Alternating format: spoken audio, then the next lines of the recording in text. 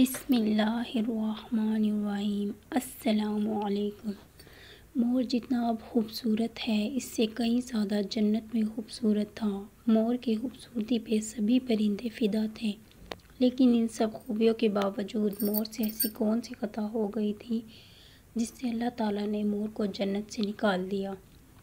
اللہ تعالیٰ نے جب حضرت آدم علیہ السلام اور اماں حوا کو پیدا فرمایا، اس کے بعد ان کو جنت میں بھیج دیا۔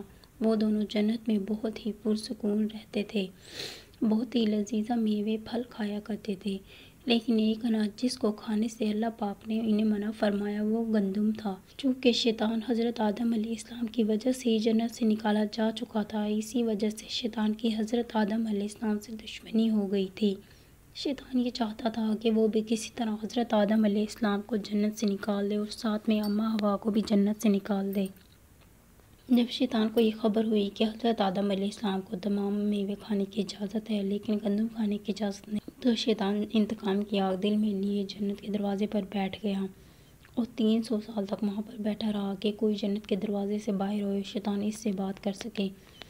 ایک دن اچانک سے مور جنت سے باہر آ گیا۔ شیطان اس کو دیکھتے ہی بہت خوش ہو گیا۔ شیطان نے پوچھا، اے خوبصورت پرندے تم کون ہو؟ مور بولا، میں مور ہوں، اب تم اپنا تعارف کرواؤ۔ شیطان نے جواب دیا کہ میں عالم کروبیہ کا ایک فرشتہ ہوں اور میں اللہ تعالیٰ کی عبادت سے ایک پل بھی غافل نہیں ہوں۔ میں چاہتا ہوں کہ میں جنت میں جاؤں، وہاں کی نعمتوں کا اپنی آنکھوں سے مشاہدہ کروں۔ شیطان مور سے کہنے لگا، تم مجھے جنت کے اندر لے جاؤ، میں تمہیں 3 ایسی باتیں بتاؤں گا جس سے تمہیں ابدی زندگی حاصل ہو جائے گی، تمہیں بڑھاپا اور بیماری نہیں آئے گی، تم ہمیشہ جنت میں ہی رہو گے۔ شیطان کی یہ باتیں سن کر لالچ میں آ کر مور نے کہا کہ مجھ میں تو اتنی طاقت نہیں ہے کہ میں تمہیں جنت کے اندر لے جاؤں، لیکن ایک سانپ میرا دوست ہے، وہ شاید تمہاری مدد کر سکے۔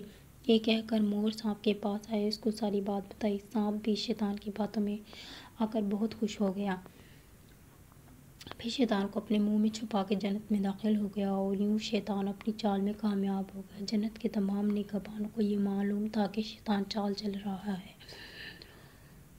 اور جنت میں داخل ہو چکا ہے۔ فرشتے شیطان کو جنت سے نکالنے لگے، تبھی اللہ پاک کا حکم ہوا کہ اس کو ابھی تک جنت میں ہی رہنے دیا جائے۔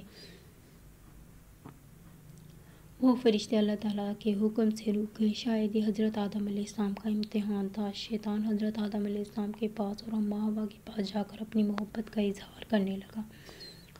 وہ دونوں ہی شیطان کو پہچان نہ سکے کیونکہ ماضی کے مقابلے میں شیطان کی شکل بالکل تبدیل ہو چکی تھی۔ شیطان کہنے لگا کہ میں چاہتا ہوں کہ آپ دونوں ہمیشہ جنت میں اسی طرح زندگی گزاریں، ہمیشہ خوش رہیں۔ حضرت آدم علیہ السلام اس کی بات بہت غور سے سننے لگے۔ شیطان نے کہا کہ اگر آپ میری بات مان جائیں تو آپ کو جنت کی اور بھی تمام سہولتیں ملیں گی۔ حضرت آدم علیہ السلام شیطان کے بہکاوے میں آ کر کہنے لگے کہ یہ کس طرح ممکن ہے۔ شیطان کہنے لگا کہ ایک گندم کا دانہ اگر آپ دونوں چکھ لیں تو آپ کو ابدی حیات حاصل ہو جائے اور آپ جنت میں ہی رہیں گے۔ یہ بات سن کر حضرت آدم علیہ السلام کے دل میں رجحان پیدا ہوا، لیکن ان کے دل میں اللہ کی نافرمانی کا خوف غالب آ گیا۔ جبکہ اماں حوا شیطان کی باتوں میں آ گئی، جس پر اماں حوا نے حضرت آدم علیہ السلام کو راضی کر لیا۔ پھر اس کے بعد ان دونوں نے اس گندم کے دانے کو چکھ لیا۔ جیسے ہی گندم کا دانہ ان کے اندر گیا تو دونوں کے سطر واضح ہو گئے، جس کے بعد دونوں اپنے اپنے سطر چھپانے لگے اور خوف خدا سے کانپنے لگے۔ اسی دوران اللہ تبارک و تعالیٰ نے فرشتوں کو حکم دیا کہ حضرت آدم علیہ السلام اور اماں حوا کو دونوں کو زمین پر اتار دو۔ حضرت آدم علیہ السلام کو سری لنکا کے قریب نیچے زمین پر بھیج دیا، جبکہ اماں حوا کو جدہ کی ساتھ زمین پر اتارا گیا۔ جن خوبصورت پیروں سے چل کر مور شیطان کو جنت کے اندر لے آیا تھا، وہی خوبصورت پاؤں اللہ تعالیٰ نے مور سے لے لیے۔ سانپ جو اپنے منہ میں شیطان کو چھپا کر لایا تھا، اس کے منہ کی خوبصورت خوشبو کو چھین کر اس میں زہر ڈال دیا گیا، پھر مور کے ساتھ ساتھ سانپ کو بھی جنت سے نکال دیا گیا۔